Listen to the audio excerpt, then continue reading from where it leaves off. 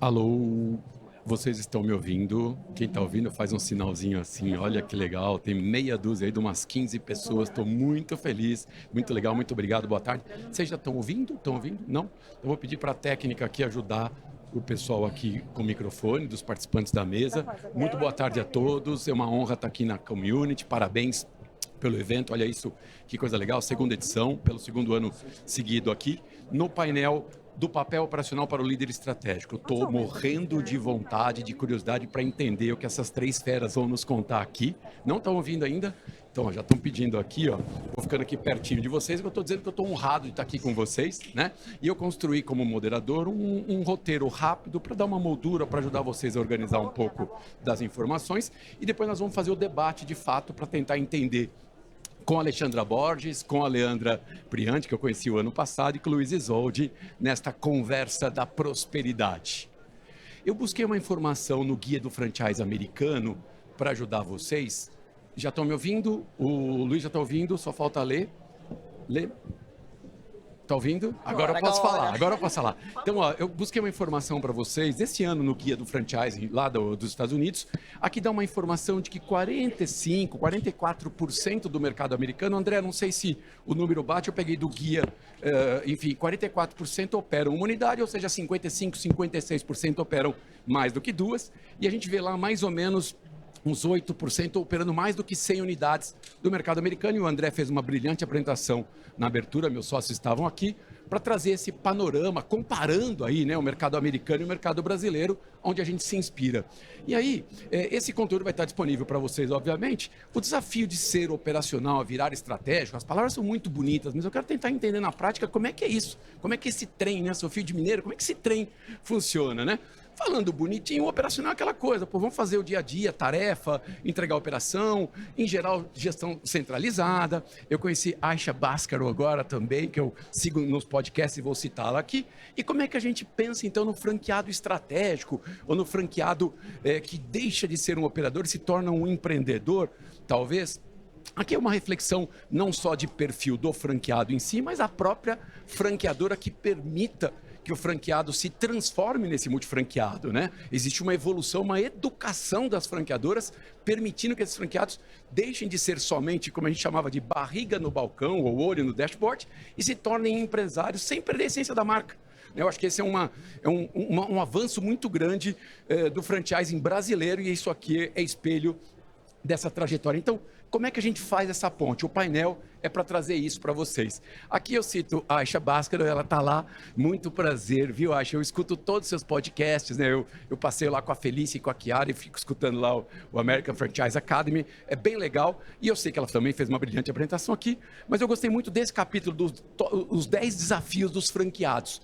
Para quem gosta de praticar o inglês aqui, eu super recomendo, além da experiência prática dela. E uma coisa que sempre me chamou a atenção, e eu sei que ela falou aqui e falou na revista Exame, que foi uma frase que me marcou.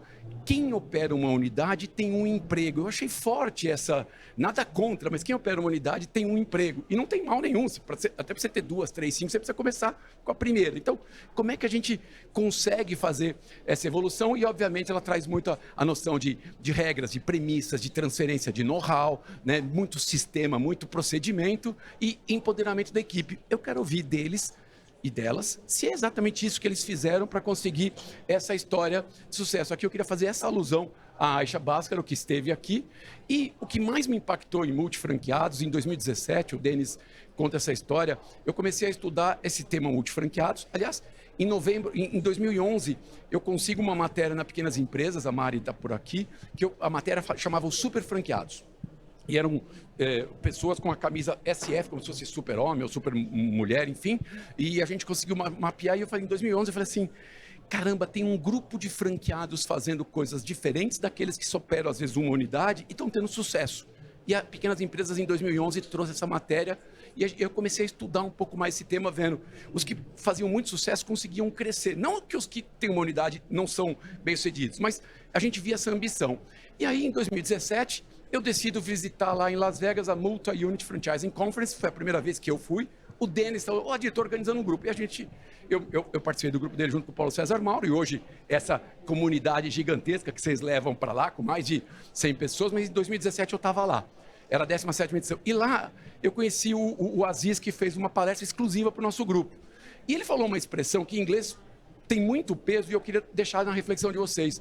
Ele fala assim que a maior mudança é de mindset, é de modelo mental, e ele diz assim, olha, não é trabalhar in the business, mas trabalhar on the business. Parece uma simples preposição, mas eu acho que por trás disso tem mindset, estrutura, tem um monte de coisas por trás, e é isso que eu quero estimular neste debate. E nós, na Praxis Business, que temos lá programas do franqueado de alta performance, a gente tem MBA de multifranqueados também, algumas franqueadoras já estão fazendo MBAs de multifranqueados, para que esses multifranqueados possam adquirir mais unidades e performarem melhor. A gente mapeou competências, e aí eu vou finalizando a minha parte, quem é esse franqueado de alta performance no nosso estudo, na nossa metodologia, né? E aqui para ajudar vocês com o conhecimento, vamos dizer assim, teórico, para a gente chegar no conhecimento prático deles. Primeiro, competências técnicas, hard skills, saber fazer finanças, vendas, pessoas, logística, operações. Esse conhecimento técnico sempre foi base de tudo. E no nosso livro Gestão do Ponto de Venda, que está à venda ali, a gente começa com isso também. Em 2015, a gente falava das competências técnicas. A gente foi evoluindo, a gente descobriu que o franqueado e a franqueada de alta performance, ela também trabalha soft skills, as competências comportamentais, que lidam com o seu autoconhecimento, com a resiliência, com a tua capacidade de evoluir, o desejo de evoluir, inteligência emocional, enfim, coisas mais, como diz o nome, soft skills ou human skills. E a partir de uns 2 anos para cá, a gente evoluiu dizendo o seguinte, não basta só hard e soft skills, é preciso também desenvolver as tais digital skills. As competências digitais, num mundo completamente não linear, da integração do físico com o off, o on e o off, enfim, então, destravar as competências dos franqueados com as plataformas, com CRM, com inteligência artificial, tudo isso que está impactando forma de consumo e aprendizado nosso. Então, a visão nossa é hard, soft e digital skills para transformar num franqueado de alta performance. E finalizo com Scott Greenberg, que para mim, junto com a Aisha, e eu falei isso para ela, são 2 grandes autoridades para treinamentos de franqueados nos Estados Unidos. Eu o conheci em 2023 em Las Vegas, e esse livro eu uso muito, que é o Wealthy Franchisee ou Franqueado Próspero, uma tradução simples. Quem é Scott Greenberg? Ele foi um executivo de marcas que comprou uma unidade, depois ele era marketing, aí ele comprou várias unidades, enfim, virou um multifranqueado, e ele tinha uma angústia, que ele começou a perceber, ele se tornou um multifranqueado, e aí ele começou a perceber que muitos franqueados operando os mesmos negócios com resultados diferentes, a mesma marca, o mesmo modelo, mercados parecidos até, e ele tinha uma indagação. O livro é sobre isso, e eu pego só uma frase dele, que eu quero abrir a nossa conversa com esse pensamento. Ele diz o seguinte: muitos franqueados estão operando negócios idênticos, mas obtendo resultados diferentes. E a conclusão que ele chega é que não se trata muito de como eles funcionam, mas como eles pensam. Que lente que eles colocam, né? O TAR do mindset, né? Que eu quero explorar agora um pouquinho, que eu acho que é o mais importante agora dessa conversa. Eu quis só trazer um pouco desse tema aqui para debater com vocês. Obrigado por enquanto. Agora eu vou provocar aqui a turma e eu vou começar com a Leandra. Oi. A gente vai fazer 3 perguntas, se der tempo a gente faz mais uma. E a primeira pergunta eu queria que eles trouxessem, elas e ele trouxessem, a pergunta é assim: qual é a tua essência? Quem é? Né? Qual é o teu ponto de partida? Eu quis explorar um pouco aqui, queria que eles trouxessem, ou elas trouxessem um pouco de coração, né? A origem deles, como é que chegou essa coisa da franquia na vida deles, ou essa jornada empreendedora, e cada um dos 3 aqui tem uma história muito rica. E aí a gente combinou de começar com a Leandra. Prazer estar aqui e muito obrigado, viu? Eu que agradeço. É muito interessante, muito, muito bom estar aqui. Agradeço o convite, até porque Somos Multi se tornou, né, um fórum estratégico aqui de debate e desenvolvimento de franquias. Então, a gente sai muito mais profissional aqui, sem dúvida alguma, muito maior do que quando a gente entrou. Eu tenho uma essência com uma base muito humanizada, e então acabei projetando isso para a questão cultural, né, da empresa. Lá, inclusive, a gente trata muito fortemente a questão humana no negócio, cuidando e desenvolvendo pessoas, mas sendo extremamente focado em resultados de alta performance, tá? Tratando sempre os indicadores chaves, os KPIs. né, desenvolvendo também uma cultura de autonomia, né? Sei que é um desafio, mas é transformador. Então, eu entendo que os resultados medem, mas os valores são eles que que dizem quem somos, de fato, né? Eles que acabam nos gerindo dessa forma. Então, aproveitando a oportunidade aqui, eu entendo que muitas vezes a gente fica à espera de uma oportunidade, mas também nós podemos criar uma oportunidade, né? Então, eu comecei a trabalhar aos 16 anos, numa franquia de shopping, fui vendedora. Olha, chão de loja, que coisa Pois legal, é, né? vendedora. E aí, na época de Natal, bati a venda da loja sozinha, então isso deu uma virada de chave, né? E eu falei, nossa, gostei, quero isso, gostei. Então, eu comecei a ser uma estudiosa do mercado, diria assim, uma curiosa do mercado, melhor dizendo. E aí, na questão de criar oportunidades, eu vou fazer só um parênteses aqui rapidinho, que eu lembro, entrei na faculdade, né? E no determinado momento, passando no intervalo, tinha uma oferta ali de um emprego. E era aquele emprego para mim ia ser o encaixe perfeito ali do que eu precisava naquele momento. E aí entrei no local para ter mais informações. E aí cheguei à conclusão, me passaram todo o escopo de como seria, só que era para o público masculino, né? Então, só que ali, na minha cabeça, ia resolver tudo que eu estava imaginando, e até porque era num mercado que eu queria muito atuar, naquela época farmacêutico, né? Era uma multinacional e tudo mais. E aí, o que eu fiz? Eu falei, eu vou. Mesmo não tendo o perfil, né, solicitado, eu fingi que eu não tinha visto aquele pequeno detalhe, né? E aí me preparei muito, fui atrás de estudar toda a empresa, a estratégia da empresa, como funcionava, os lançamentos. E depois da minha aula, à noite, eu ia para o plantão médico do pronto-socorro. E aí eu fiz amizade com a médica lá para ela poder me explicar mecanismo de ação, como aquele remédio funcionava, né? Posologia e tudo. Então, eu tinha um olhar do médico, tinha um olhar do paciente de forma geral e o olhar do mercado. Então, eu fui muito preparada para aquela entrevista, né? E aí cheguei lá, só homem, e eu fingi que eu não tinha percebido isso, né? Um mero detalhe. E aí acabou que eu assumi a vaga, né? E foi muito bom, foi uma experiência ali que foi criada uma oportunidade para que se assumisse, né? Então, você criou a oportunidade, né, Lê? então, Muito... hoje, olhando dessa forma, naquela época eu estava extremamente focada, foi muito por instinto. Que legal. Mas olhando isso, a gente vê como a gente pode criar oportunidades Ó, um também. traço da essência aqui, né? Eu vou fazer o seguinte, Luiz, então hoje são 12 5 a SEC e 2 Havana, né? Luiz, conta você aí, eu deixo a Alexandra finalizar esta primeira pergunta aqui. Luiz, conta pra gente aí, 3 da Gaxtur, uma Pizza Hut, um Omo, Lavanderia, um Budispa. E depois nós vamos falar aqui também que da Alexandra aqui, eu sei que o franqueador dela tá aqui, um dos franqueadores dela tá aqui, em primeira fileira, olha que legal, né? Luiz, conta pra gente, querido. Bom, eu venho de um background um pouquinho diferente. A minha família sempre foi família de empresário. Meu bisavô foi um dos fundadores do prédio da Bolsa. A corretora da minha família era a corretora de número 4, né? Mas apesar disso, eu fui aprendendo na prática. Quando eu estava fazendo direito, eu decidi abrir uma empresa. Então, fui lá, abri com um amigo lá que era diretor de arte, uma agência de publicidade. A gente montou a agência, começou a atender Nestlé, começou a atender Daikin, começou a atender vários clientes grandes. E, long story short, basicamente, eu dali para frente comecei a entender que o meu negócio era operação, né? Era operacionalizar as coisas, era processualizar, olhar toda essa estrutura, entender como é que funcionava e colocar na prática, né? E aí, a primeira franquia que eu peguei a licença foi do Pizza Hut, né? Só que veio a pandemia na sequência, eu não consegui abrir, demorei uns 2 anos para abrir, fui abrir no Natal de 2022, se não me engano. Mas eu sou um pouco exagerado nas coisas, então eu já peguei o Pizza Hut, em abril eu já abri o Budispa, em junho eu já peguei a Omo Lavanderia, no final do ano eu já tinha aberto outra unidade, que depois eu tive a infelicidade de fechar. Se é para brincar, vamos brincar sério, né? Brincar direito, entendeu? E aí, agora recentemente eu peguei também 3 Agastur, montei do zero em um mês assim também.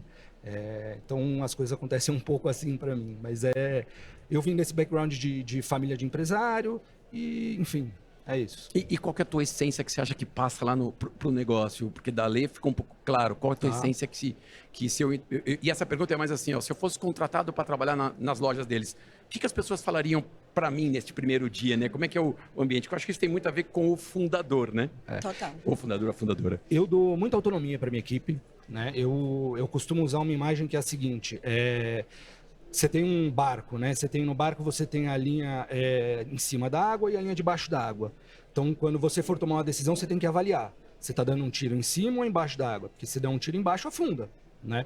Então, acho que a minha essência é dar autonomia e deixar as pessoas errarem dentro daquilo que elas podem errar. Né? Legal. Porque eu aprendi muito assim, fiz agência, funcionou coisa, deu muita coisa errada. Mas muita coisa certa. Muita coisa certa. No meio do caminho também abri um restaurante, enfim, uma série de coisas. Mas foi assim que eu fui aprendendo. Então eu incentivo muito os meus colaboradores todos a errar. Erra, mas erra rápido. Boa. E Legal. corrige. Que legal. E agora Alexandra Borges, multifranqueada, Casa do Pão de Queijo, Café do Ponto e Café do Barão. E com uma história de vida também muito linda. Ali, eu fiz questão de deixar você por último nessa primeira pergunta, pelo desafio grande que você viveu, como todos, mas o seu é muito especial. Boa tarde, obrigada pelo convite. É uma honra estar aqui. Talvez eu seria a mais improvável estar aqui. Para eu falar da minha essência, eu preciso contar um pedacinho da minha história, que começa quando eu tinha 1 ano e 10 meses. Eu era uma bebê, toda sujinha, cheia de piolhos, de vermes, brincando no lixão, comendo restos de comida.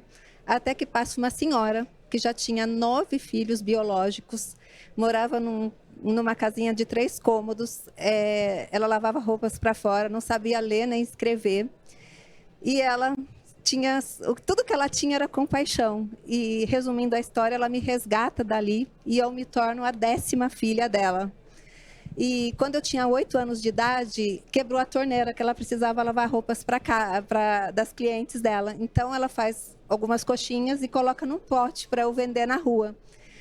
Ela tinha um tempero muito bom, mas habilidade zero para fazer coxinha no formato de coxinha. Então, ficou bolinha, croquete, ficou tudo, menos coxinha.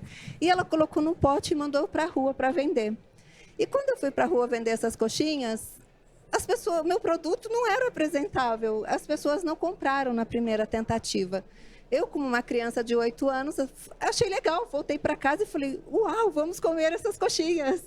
Só que quando eu cheguei em casa, minha mãe chorou muito, porque ela precisava daquele dinheiro desesperadamente para ela lavar aquelas roupas. Quando eu vi minha mãe chorando, eu sentia a necessidade de eu resolver aquele problema. Eu já tinha uma gratidão, um amor absurdo por aquela família, uma gratidão. E eu falei, eu vou para a rua tentar de novo. Só que daí, eu acredito que naquele dia nasceu a minha primeira meta e é a essência dos nossos negócios até hoje, porque eu voltei com o propósito de ajudar a minha mãe. Então, eu fui para a rua com uma outra abordagem. Então, eu olhava para as pessoas e falava, tia, você compra uma coxinha? Eu sei que não é bonita, mas está uma delícia, eu queria comer esse pote todo. E aí eu comecei pegando confiança e contando a nossa história e me conectando com aqueles meus clientes. Então, eu comecei a vender. Olha como mudou. O produto era o mesmo, não tinha uma apresentação, mas quando eu me conectei com o meu cliente, eu vendi o pote todo, percorri as ruas do bairro e no final eu ainda vendo até o pote que não era bonito. E isso é a essência do nosso negócio até hoje, é venda com propósito, com conexão. E nós treinamos a nossa equipe, o nosso DNA, a nossa cultura. Se você for em qualquer uma das minhas lojas, a minha equipe não fala que vende café, eles falam, eu proporciono experiência. É um espaço de acolhimento, de conexão humana. Então, hoje, o nosso DNA, que a gente não abre mão e a gente começa encantando o nosso colaborador interno, que a gente tem a premissa que só encanta quem é encantado. Que bom. Obrigado, Ale. Esse é o Brasil que a gente acredita, né? O Brasil silencioso que faz acontecer. E que bom que a Community dá palco para cá e para todas essas histórias lindas. Posso só contar que eu só comecei com franquias? Deve. Porque daí com 13 anos eu arrumei meu primeiro emprego numa multimarcas, depois fui trabalhar no shopping, trabalhei em franquias como Arezzo, Vitor Hugo e Coach, e eu tinha certeza que quando eu tivesse dinheiro para empreender, eu começaria com franquia, porque eu sabia que já vinham com processos testados, validados. Eu fiquei apaixonada por franquia e tive as minhas franquias. E hoje ela tem 2 filhos médicos e já tem netos também, com essa pouca idade. É uma história muito bonita. Tem uma filha que estuda medicina, então a gente se aproxima, né? E aí, a gente combinou no nosso painel que a gente queria trazer o mundo real, né? E eu queria, a segunda pergunta para eles e para elas, para ele e para elas é: quais foram as dificuldades de verdade, né? Eu tenho falado muito nas minhas palestras que eu estou mais concentrado nas cicatrizes do que nas perfeições, né? O mundo está muito perfeito, muito cheio de, né? O mundo está muito perfeito sendo postado. Eu queria ouvir de vocês as cicatrizes, né? De sair do operacional para esse estratégico, que é o tema do painel. E aí eu começo contigo, pode ser? Pode ser. Quais foram as dificuldades mesmo? O que foi difícil nessa história, né? Até para inspirar quem tem uma, 2 e vai chegar nesse patamar de vocês. A minha grande dificuldade foi exatamente porque eu amo estar lá na operação, dando pitacos, conversando com os clientes. Eu amo, então eu tinha muita dificuldade de confiar e soltar. Embora nós treinamos nossa equipe, damos autonomia para as líderes, para os gerentes, até para a própria equipe, para resolver qualquer problema com o cliente, mas eu era aquela que, se deixasse, eu morava dentro das lojinhas. Então, in the business mesmo, lá isso, dentro. então a grande dificuldade foi eu mesma, até que eu precisei ficar 40 dias em Portugal e tudo funcionou maravilhosamente bem, meta batida, ganhamos prêmios, processos seguidos com excelência. Então eu vi que para eu crescer, eu precisava soltar, eu mesma estava sendo gargalo. Esse foi teu maior desafio? Foi porque eu amo a operação. Se deixar, até hoje eu quero dar pitaco, mas hoje eu vi que ficar na parte estratégica eu cresço muito mais. Uau, que delícia. Olê, e para você? E você tem uma história de superação na tua loja, de incêndio, que você contou no antigo Comil, na primeira, eu acho que vale a pena trazer, porque também é uma resiliência muito forte. O que foi difícil o que está sendo difícil nessa jornada? Só fazer um parêntese antes de te responder aqui. A gente acaba vendo que a gente está indo de in para on, né? Em cima aqui do painel. A gente acaba sendo menos, no caso, buscando ser menos executor para mais estrategista, para poder ter essa virada de chave. A questão de ficar muito no operacional, acaba que eu aprendi também que eu consegui crescer quando eu comecei a delegar. A verdade foi essa. Quando eu tinha 2 lojas, eu era muito centralizadora, tudo tinha que passar por mim, porque eu achava que o padrão não ia se manter se não tivesse de acordo, e aquilo lá estava me travando sem eu perceber. Então, quando eu passei para a 3ª loja, né, que aí eu já criei um back-office, toda uma estrutura e tudo, eu percebi que numa situação que eu pedi um relatório para uma pessoa que trabalha lá comigo, e eu falei como eu queria, e aí ele me entregou. Aí da outra vez eu estava na correria e eu só pedi o relatório e não falei como eu queria. E ele me entregou muito melhor do que o meu. Então eu vi que eu estava limitando a capacidade dele de desenvolver. Com esse relatório você teve esse insight, você conseguiu ter essa... Na hora. Então, hoje eu faço muito treinamentos com o time, deixando primeiro eles desenvolverem, falarem, e depois eu vou e faço os ajustes, né? Mas voltando à sua pergunta sobre a questão de dificuldade, né, que é de desafio, a gente teve hoje, graças a Deus, a gente está aí são 12 lavanderias, 12. Né? Comecei com uma, na verdade, vou fazer um resumo bem rapidinho aqui. Quando eu entrei, na verdade, eu fiz carreira por 15 anos no ramo calçadista, numa multinacional calçadista. Então, eu representava para Amapá, Amazonas e Roraima, né, com marcas esportivas e femininas. E até que eu fiz carreira por 15 anos lá, e até que chegou um momento eu resolvi entrar no ramo estudar o ramo de franquias, né, o setor de franquias. E me apaixonei pelo modelo de negócio e pelo segmento de limpeza e conservação, que aí se encaixa a lavanderias. Então, eu fui conhecer todas as lavanderias, as franqueadoras de lavanderia aqui de São Paulo, mas eu já sentia que era assim com a SEC. Só que a percepção, ela não tem validade, né? Você não pode ter uma visão romântica do negócio, você tem que ter os números, você tem que ter dados, você tem que saber realmente até que ponto aquele negócio vai te dar um retorno dentro também do seu perfil comportamental, que isso é muito importante. E aí, eu cheguei assim com a SEC, fui lá, visitei assim com a SEC, não me quis, não me aceitou, né? Uau! E eu fui com a pretensão de comprar a franquia, de entrar como franqueada. Você veio para São Paulo, era Alphaville? Exatamente, Alphaville e Barueri. E eu vim para ser franqueada assim com a SEC, a SEC falou não. não é assim não. E Uau. aí o que acontece? Por quê? Porque lá já não tinha um projeto de expansão para a marca, que é para Belém, na capital, né? E já tinham 2 franqueados, então não tinha esse projeto de expansão. Então, eu realmente não tinha como entrar, mas eu queria muito entrar na marca. Eu estava já me vendo ali dentro.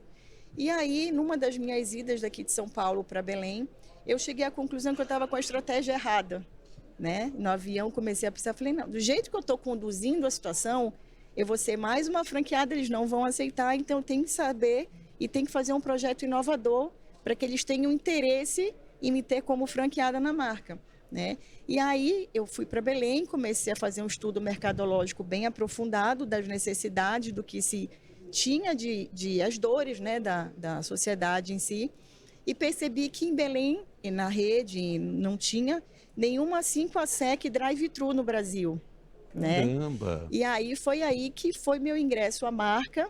Eu entrei por causa desse projeto, eles me deram um quarteirão na época, porque não tinha. E hoje eu sou franqueada única, acabei adquirindo as lojas dos outros franqueados, aumentei território, fui conselheira por 3 mandatos consecutivos também, e fiz parte também do do Comitê de Marca, Sustentabilidade e Inovação. E aí, quando eu assumo toda a capital, né, em 2021, quando eu assumo toda a capital, estava assim, no auge do crescimento, a nossa segunda maior loja pega fogo, né, perda total na loja, e foi um grande desafio. Na véspera da inauguração, era alguma coisa assim? Não, ela inaugurou e aí passou um ano Aí e pegou aí fogo. pegou fogo. E aí o que foi mais interessante, que eu até comentei ano passado, pegou fogo tudo, a loja de fato explodiu. A única coisa que ficou foi a imagem de Nossa Senhora de Nazaré e o meu livro, né, que eu tenho 4 livros escritos, né, sobre empreendedorismo. E aí eu entendi naquele momento que nada iria apagar a minha história, porque eu era protegida por Nossa Senhora de Nazaré. Do Círio de Nazaré. Que coisa bonita. E aí isso foi um grande desafio, não só para mim, mas como todo o time. Ali a gente viu que realmente a gente tinha o mesmo DNA, a gente viu que o time estava junto, que se envolveu, que lutou. Então foi uma virada de chave, foi um mindset ali muito forte para mim e para o time. E no ano seguinte nós conseguimos bater a nossa meta e crescer aí o faturamento em mais 61% do valor que estava antes de pegar fogo. Uau! E aí, aquela moça que conseguiu o emprego, que era masculino, que se provou, que foi pesquisar, também criou um projeto inovador e conquistou o espaço, né? Então, não teve portas fechadas, né? Você foi lá e abriu, né? A gente tem que criar oportunidades, não tem como. Excelente. Luiz, me conta, qual a tua maior dificuldade, né? Vida real, né? Dessa coisa de sair do operacional, você disse que dá autonomia para o time. Qual que está a tua maior dificuldade para que eles possam se inspirar aqui em você? Então, apesar de eu dar muita autonomia, a minha maior dificuldade, sem dúvida, foi entender o que eu podia fazer e o que eu não deveria fazer. Fazer uma lista mesmo, escrever num papel, ó, tá, quando vier essa bola aqui, é minha ou de quem que é? E fazer um cálculo, né, matemático, de quanto que eu ganho a mais se eu fizer isso e quanto que eu não ganho a mais se outra pessoa fizer, ou quanto que eu vou perder, enfim. Mas entender essa lógica de cada decisão tomada, como que deve ser. É quase né? que custo de oportunidade, Exato. né? A definição Perfeito. teórica. Estou tentando só teorizar aqui a prática que você está falando aqui. Perfeito, é isso.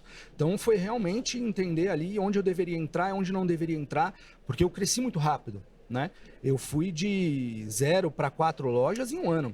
E aí eu tinha que ficar, eu tinha loja na Lapa, eu tinha loja no Paraíso, eu tinha loja na Vila Mariana, eu tinha loja na Vila Madalena.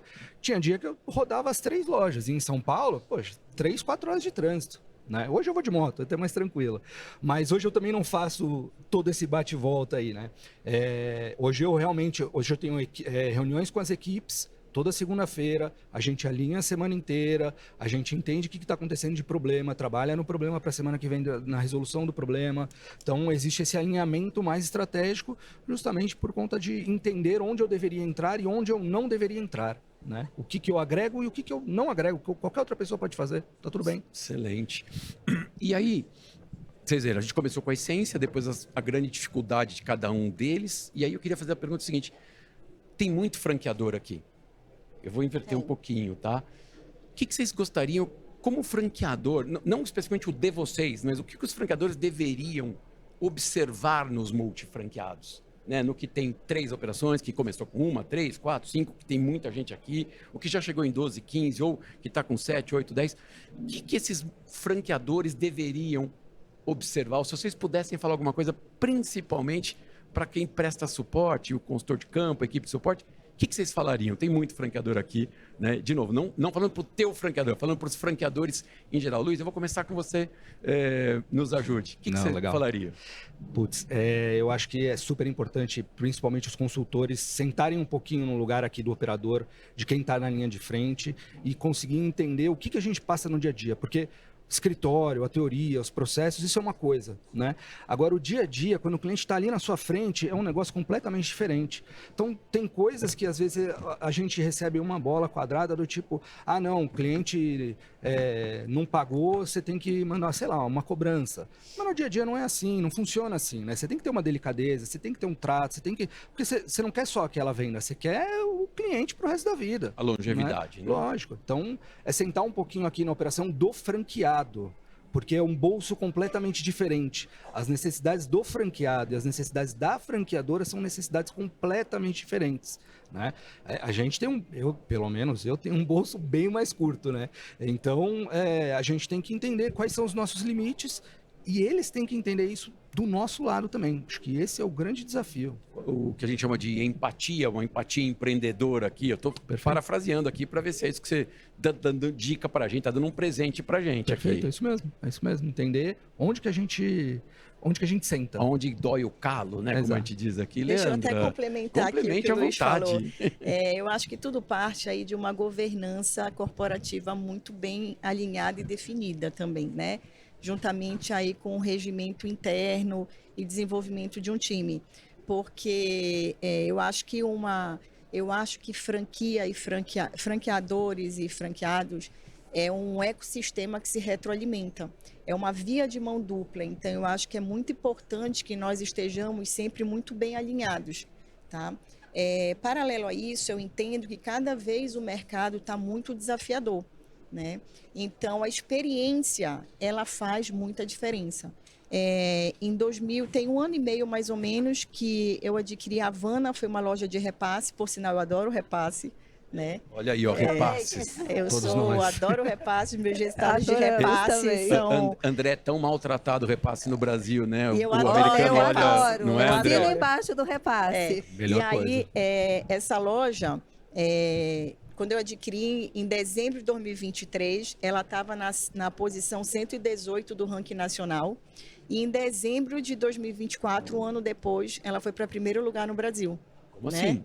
E aí a gente foi tratando justamente, prioritariamente, a experiência do cliente, né? Então, olhar para o negócio e falar assim, o que é que eu, como cliente, quero sentir aqui, quero vivenciar aqui, o que é que eu espero daqui.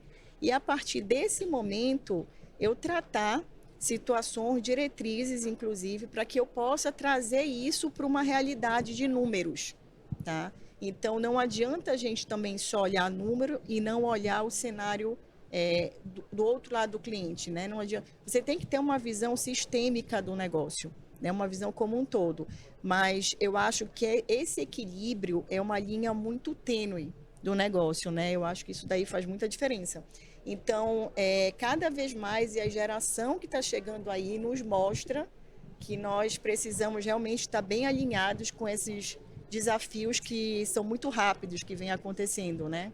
Então, só para eu entender, o que você falaria para o franqueador vamos trabalhar mais alinhado, e quando você diz regimento interno governança, você está dizendo de você, multifranqueado, ou da franqueadora, ou de ambos? Eu acho que de ambos, porque, por exemplo... Que você também tem que ter essa governança corporativa, como multifranqueado. Por exemplo... Olha que legal, governança corporativa para multifranqueado. Exato. Por exemplo, lá nós temos o regimento interno nosso... Do teu grupo. Do meu grupo econômico. Do seu CNPJ. Do meu grupo econômico lá. Tá? Então, tem um regimento interno do grupo econômico de Belém, e assim como a gente tem a nossa governança. Nós criamos uma governança.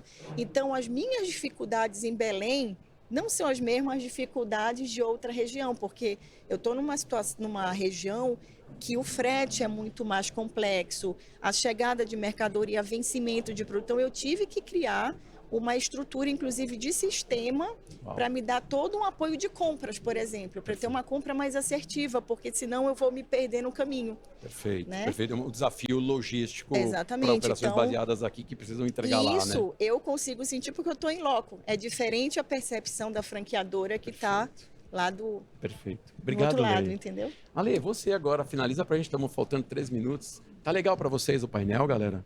Olha aí, ó, tanta gente tá ouvindo aí. Ale, Bom, finaliza. nós O vivemos... que você falaria para os franqueadores? Nós vivemos nessa época um momento muito bom com os nossos consultores, com as franqueadoras que nós estamos nesse momento. Nós já tivemos consultores sem empatia, que é aquela sensação, veio só cobrar. Hoje não, os consultores que vão nas nossas lojas, nossas gerentes aguardam eles ansiosamente, porque agregam realmente, é uma parceria.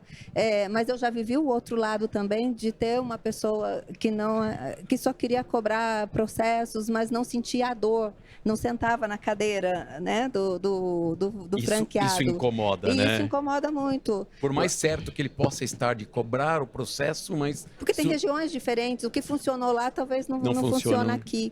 Mas esse momento que nós estamos vivendo é muito bacana, os nossos consultores são totalmente... Estou vendo meu consultor ali, Olha aí, ó, que legal, hein? Que show! E eu gostaria que todos tivessem um consultor como o Jackson. Jackson, viva o Jackson!